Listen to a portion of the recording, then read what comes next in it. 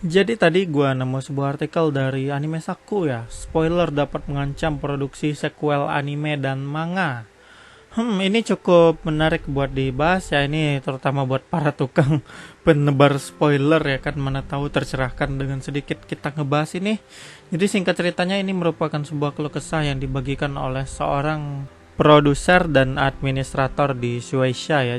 Jadi ini sebuah curhatan yang cukup panjang. Gua pernah dengar sih seorang pembuat film di Indonesia itu curhat perkara hal yang sama ya kurang lebihnya. Jadi gua kurang lebih udah bisa nebak sih itu apa isinya, dan singkat ceritanya ini ada yang terjemahin dari artikel tadi Anime Sakunya.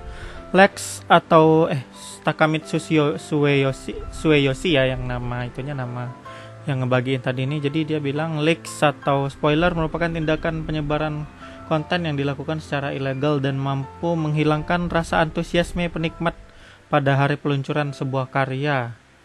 Hal ini menyebabkan karya industri dan anime dan manga kehilangan lisensi investor dan juga semakin sulit untuk mengembangkan anime tersebut di masa depan. Sehingga leaks atau spoiler tadi memiliki dampak yang sangat merusak.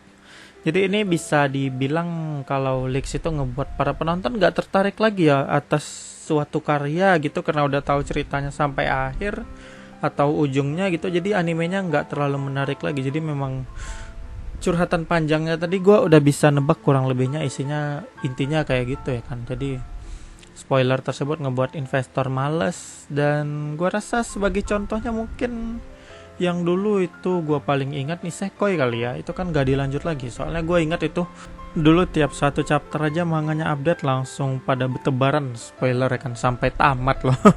Manganya itu spoiler terus tiap hari, tiada hari tanpa spoiler ya kan. Dan perang juga antara para waifu Chitoge sama Onodera. Aduh itu masa-masa yang memang gue keinget banget. Jadi memang karena spoiler-spoiler tadi, jadi animenya nggak dilanjut lagi ya kan, ngapain gitu.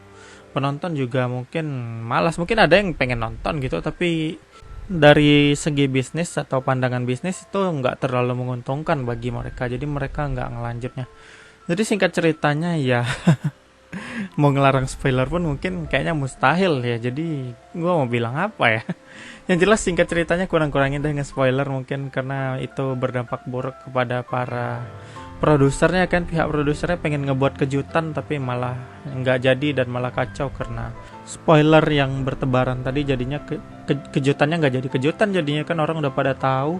Dan juga ini juga berlaku buat manga ya. Jadi manga itu mungkin penjualannya berkurang ya karena memang orang udah baca spoiler. Dan ini kalau bahas penjualan ujung-ujungnya balik ke ilegal lagi ya. Jadi memang spoiler itu memang pada dasarnya ilegal sih. Orang kan baca spoiler itu di scan ilegal biasanya. Jadi ya itu tadi yang bisa gue bahas. Kalau kalian pengen bahas lebih jelasnya artikelnya itu linknya ada di deskripsi buat sumbernya. Dan ya itu aja yang bisa gue bahas. Gimana pendapat kalian? Silahkan tuliskan di komentar deh. Menurut kalian sendiri itu para penebar spoiler itu gimana menurut pandangan kalian? Coba deh berbagi pendapat ya kan. Dan sekian dulu, bye bye.